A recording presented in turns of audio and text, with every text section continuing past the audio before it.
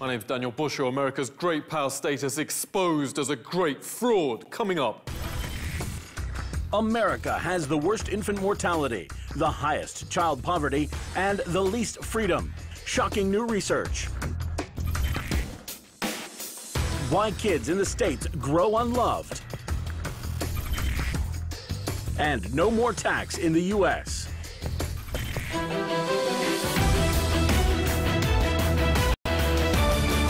We are the United States of America, the greatest country on earth. Traditions that continue to transform our great nation.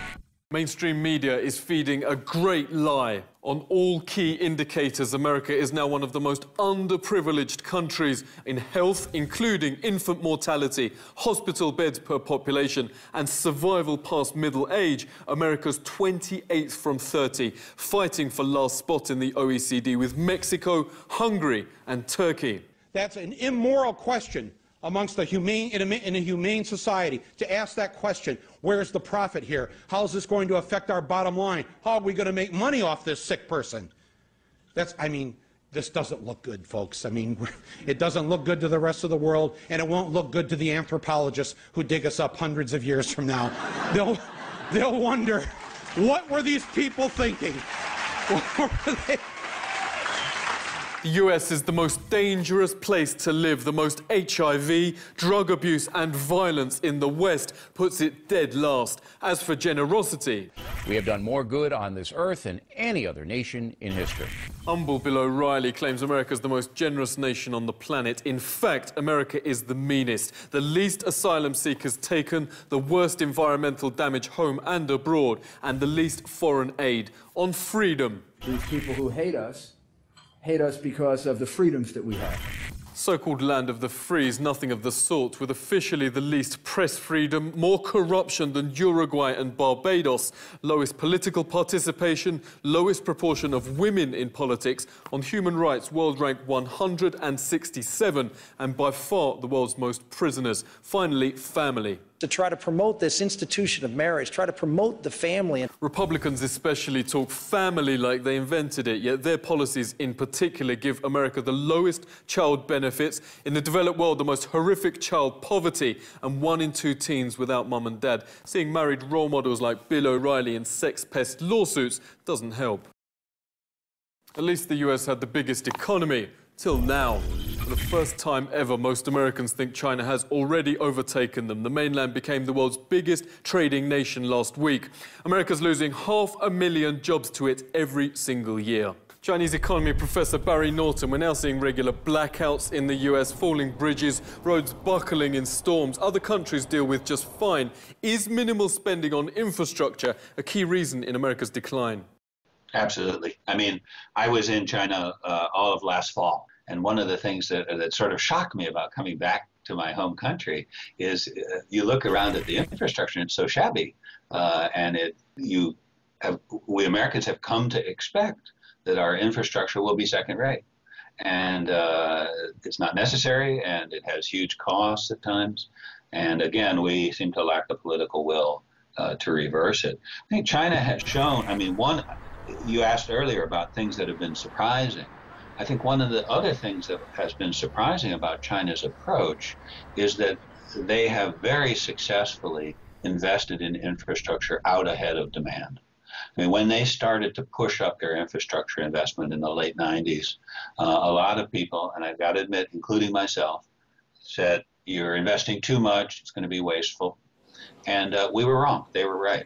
They built the highways first. And now we've seen the new high-speed rail and airports. You're pushing down costs of business and you're stimulating the growth of the economy behind the investment. So that's been another big surprise. Yeah, you note benefits of long-term state investment. Has big business convinced Americans that all government is bad? The U.S. has gone much too far in the direction of market fundamentalism. We have lots of immediate problems that we should address in that way. But just predicting, I don't see the political configuration in the U.S. is there yet. Let's talk to Professor Joseph Cheng. The most teen pregnancies, the least parents living together. We saw the facts at the start of this program. Your reaction? Values that promoted economic growth in China might offer some lessons for the American people, namely emphasis on family, emphasis on education, a very high propensity to save despite the low living standards. That is to say, very much the traditional Protestant ethics in the Western world. US is still #1 in income inequality. A shocking new report shows through the crisis, the insanely rich have actually increased their fortunes at the expense of the 99%. The wealth gap's now at its highest since the Great Depression. Economists have long warned America's system is a limited stage of history. Stage 1 has freely competitive markets. Monopolies develop at stage 2 as oligarchs go criminal. In one notorious example, General Motors joined the mafia to buy America's flourishing railroads, then let them rot. We're now in the last stage called late capitalism, where banks and corporations turn on ordinary people with useless, even harmful products, till the shocking disparities between a tiny elite and the rest hit boiling point. But an astonishing study shows Americans have had enough. A stunning 92% of the entire population say they want the Swedish model of income equality over the lopsided US one. Most surprising of all, the quest for parity runs equally through all social lines, Democrats and Republicans, old and young. Psychologist Dr. Ryan Howell, you make the 92% right. In the first comprehensive meta-study between money and happiness, you found the chase to catch the mega-rich is turning people deeply miserable. The United States has won, by and large, is the wealthiest country in the world, though is not really ever very close to being one of the happiest.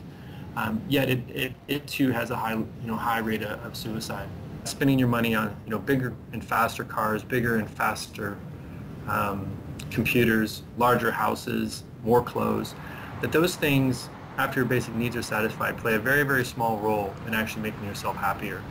And so I think the simple explanation is that the reason there's a small correlation between money and happiness. Global happiness charts are regularly topped by Scandinavia, Denmark, Norway, Sweden. Income's taxed to 60% with extremely generous benefits for all, including 14 months of paid maternity leave.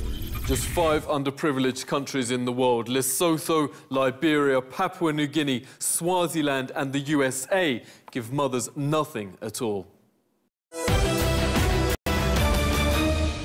One American solution plans the exact opposite. On the example of Honduras, south of Mexico, which is building, quote, the most economically free place on earth, based on Texan free market ideas. The new city will charge no taxes on salary or land.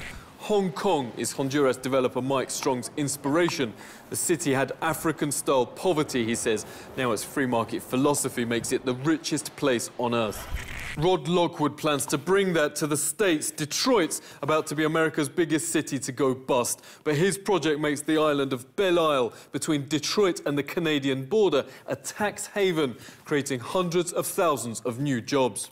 Residents strongly support the plan. Rod, can you break down the concept for us? There would be no tax on anything we want to encourage. So we would not have tax on labor income, on investment income, or on buildings. To build nice buildings, encourage them to work hard, want to encourage them to invest. Yeah, why choose Detroit? Detroit will have an emergency manager within the next few weeks, probably by the end of March. And that means it will be taken over by the state. And then the emergency manager will then make a decision whether to declare bankruptcy. In 1950, Detroit had about 2 million people, and among cities of any size in the United States, it was the richest city on a per capita basis of any city in the country. Now it has shrunk from 2 million to about 700,000 people. It is the poorest city among the major cities in the country. So there is definitely a problem looking for a solution. What caused the loss of population and wealth was the flight of capital outside. It fled the area. And what we need to do is to bring major amounts of capital back in the area. Tax paradise, Swedish model, or the Chinese way. America's treatment of its people may need fundamental change. Whether the elite controlling politicians and media will let that happen is another matter. Seek truth from facts. This is The Truth Seeker.